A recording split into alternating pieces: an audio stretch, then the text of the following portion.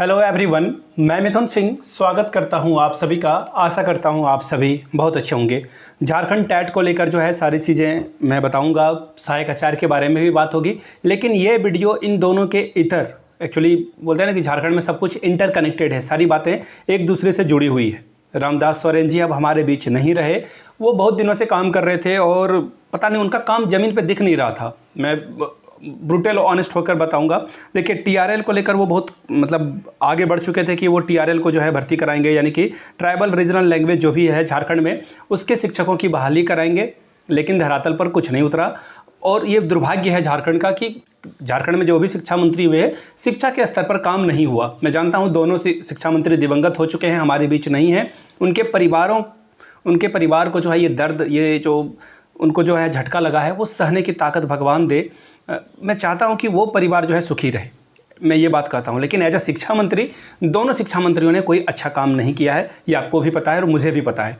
अब शिक्षा मंत्री हमारे हेमंत सोरेन साहब हैं, तो उनके बारे में बात कर लेते हैं कि उनको कौन कौन सा काम करना है, अदरवाइज़ हम लोग क्या क्या स्टेप ले रहे हैं, इस वीडियो में बात करेंगे। सबसे पहले सहायक आचार्य भर्ती प्रक्रिया को लेकर जो बात आ रही है खबर न्यूज़पेपर में, वो आपको मैं बता देता हूं। सबसे पहली बात यहाँ से आप देख पाएंगे, ये अच्छी बात है कि सभी को शिक्षक भर्ती के दिन यानी कि 5 सितंबर को जो है नियुक्ति पत्र देने की बात सरकार कर रही है।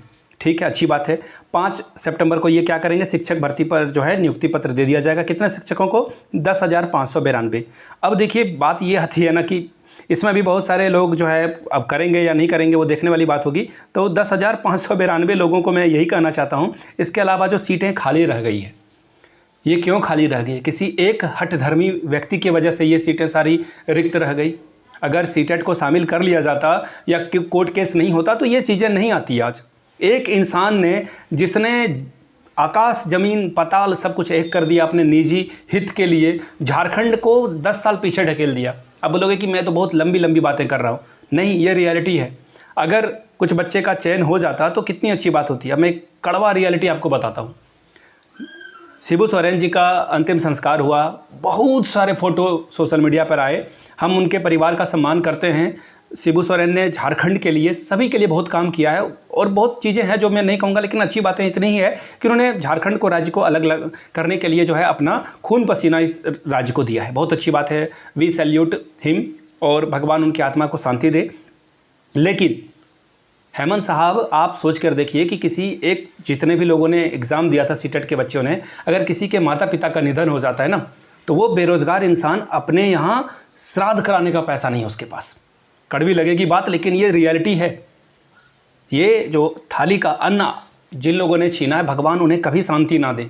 मैं तो चाहूँगा कि इनको समस्याएं आते रहे। जितने भी जेटेट के विद्यार्थी हैं, दिल से दुआ करता हूँ, इनको हमेशा कभी ना कभी भगवान कुछ ना कुछ परेशानी में पड़ाते रहे। आप बोलोगे कि खिसियानी बिल्ली खम्बा नोचे। हाँ भाई, मैं खिसियानी बिल्ली हूँ, लेकिन जितना मेरे पंजे से नाखून में जितनी ताकत बची है, जितना मैं खंभा नोच सकता हूँ नोचूंगा, आखिरी दम तक नोचूंगा।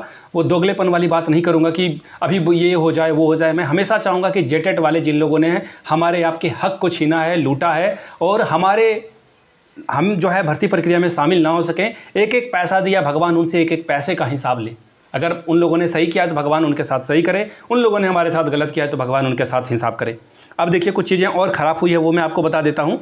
जेटेट में आरक्षण का लाभ देखिए हुआ क्या है, मैं आपको पूरा खबर का जो है 2 लाइन में समझा देता हूँ। हुआ है जो सारी बातें जेटेट में जो है, ये देखिए क्या हुआ। जैसे सपोज कर लो कि कोई ओबीसी से आरक्षण लेकर के जो है कम अंकों से पास कर गया, ठीक है, 82 अंकों से पास कर गया, 85, 87, 90 से कम अंक लाए। कोई एससी वर्ग से पास हुआ है या एसटी वर्ग से पास हुआ है, जेटेट उसने जो है अपने कैटेगरी से पास कर लिया।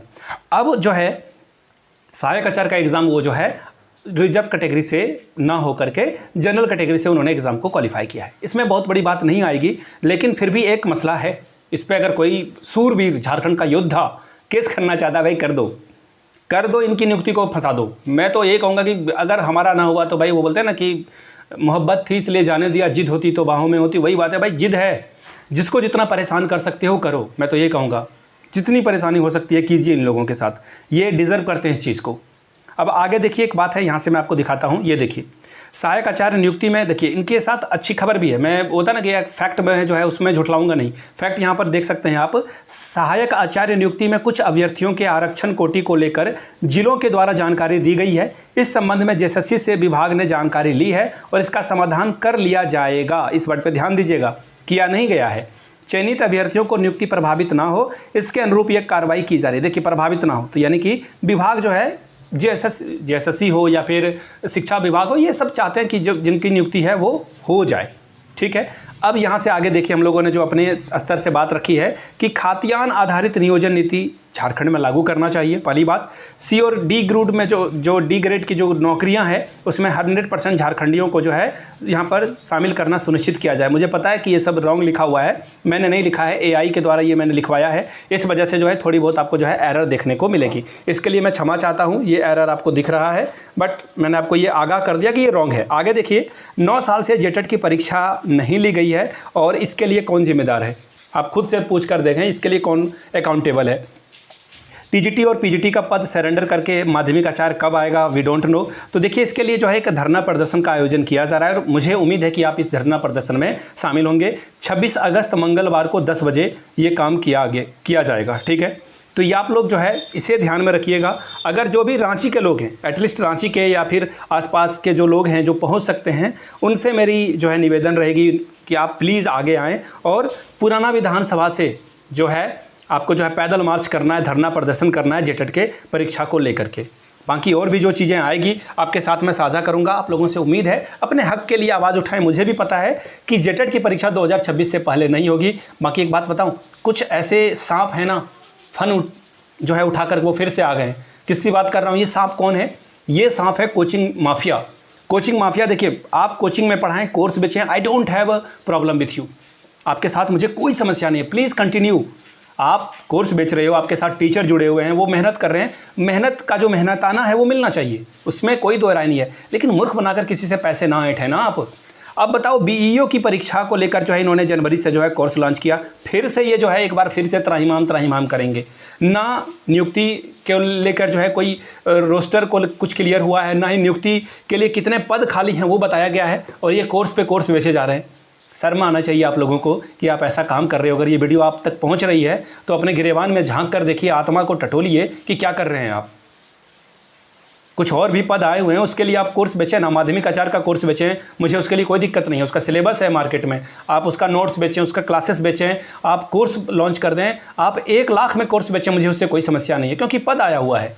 लोग जो उसमें जेन्युइनली इंटरेस्टेड हैं वो खरीदेंगे आपका कोर्स। लेकिन जिसकी बीईओ के बारे में कोई चर्चा ही नहीं है, आप उसका कोर्स लॉन्च कर रहे हो, इवन सिलेबस पता नहीं है, कैसे क्या कर रहे हो भाई? प्लीज़ मत करो। झारखंड के लोगों के साथ सबसे पहले तो इस राज्य ने यहाँ के विद्यार्थियों को ठगा है, फिर नेताओं ने ठगा है, और फिर आप भी अगर लग जाओगे इस कतार में, वकीलों के जेबें जो है भरी गई है, उसके बावजूद अगर आप ऐसा करोगे तो ये ठीक नहीं होगा।